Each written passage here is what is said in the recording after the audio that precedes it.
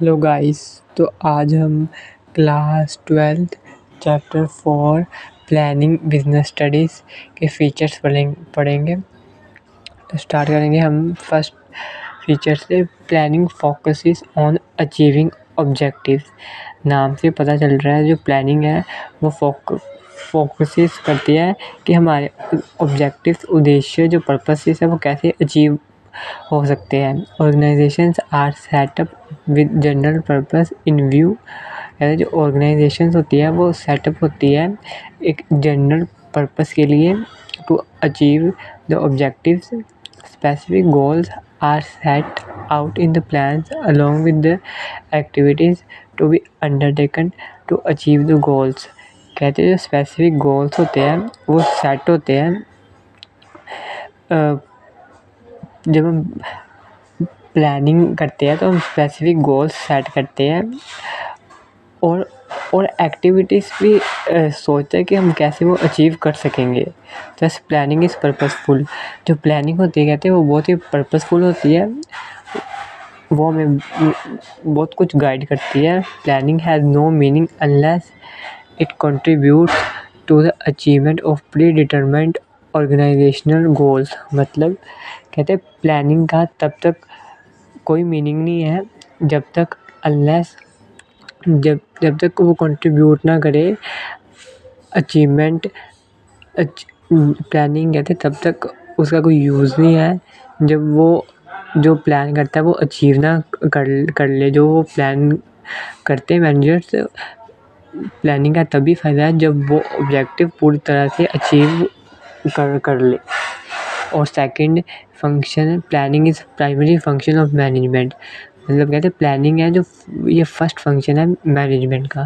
Planning less down the base for the functions of management. कहते हैं planning ही base है management का function. मतलब प्लानिंग से ही बेस बनता है मैनेजमेंट का और उसके फंक्शंस ऑफ मैनेजमेंट के। कहते all other manager functions are performed within the framework of the plans drawn. कहते जो भी और कोई मैनेजर फंक्शंस होते हैं कहते वो परफॉर्म होते हैं वही फ्रेमवर्क के अंदर जो प्लान्स हम बनाते हैं उसी के अकॉर्डिंग हम एक्टिविटीज़ परफॉर्म करते हैं उसी के फ्रेमवर्क के अंदर। कहते हैं प्लानिंग प्रोसीड्स अदर फंक्शन। जो प्लानिंग है कहते हैं वो अदर फंक्शन को प्रोसीड कर देती है। This is also refer to as primacy of planning.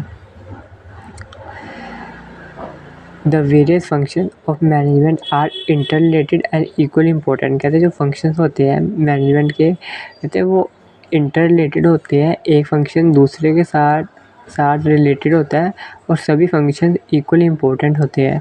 How ever planning provides the basis of all other functions. कहते हैं प्लानिंग ही है जो कि बेस है all other functions of management. सबसे पहले कहते हैं प्लानिंग ही करते हैं managers.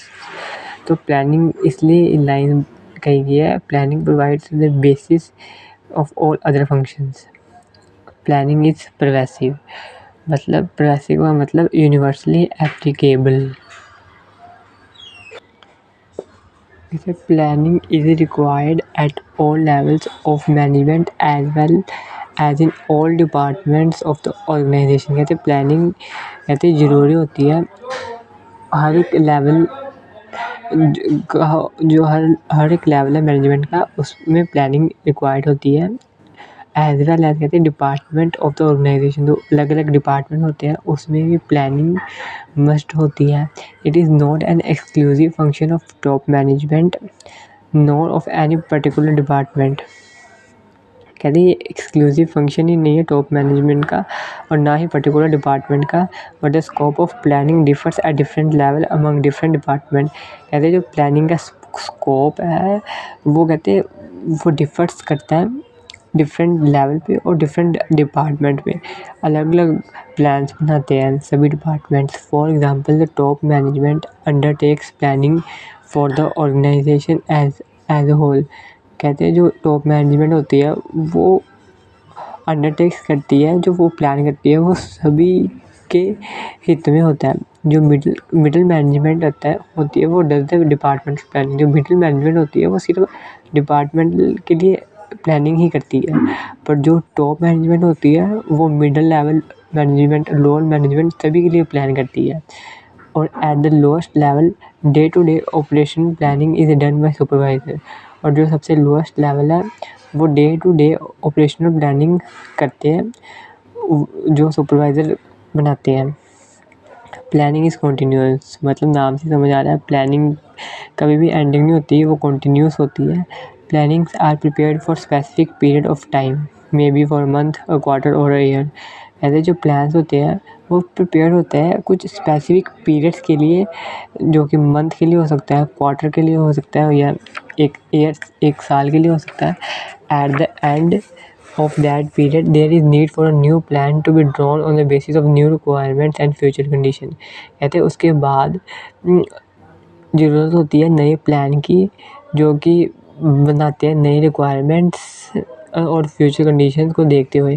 Hence planning is a continuous process. वही लाइन, जो प्लानिंग है वो कंटिन्यूस प्रोसेस है। Continuity of planning is related with the planning cycle. कहते हैं जो प्लानिंग की कंटिन्यूटी है वो रिलेटेड करती है प्लानिंग साइकिल के ऊपर। It means that plan is framed, it is implemented and it is followed by another plan and so on. ऐसे जो प्लान है वो एक जना फ्रेम करता है, फिर इम्प्लीमेंट करता है और फॉलो